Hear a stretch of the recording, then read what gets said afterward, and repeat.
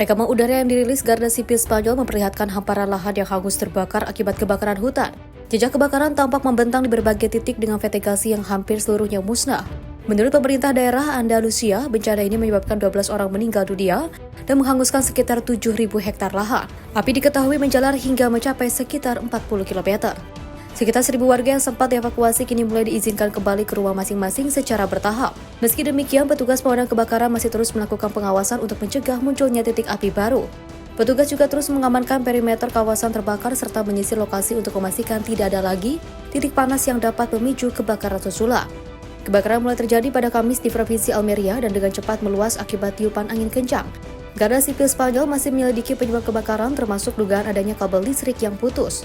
Hingga kini penyebab resmi insiden tersebut masih dalam proses penyelidikan. Tim redaksi Simpo TV melaporkan.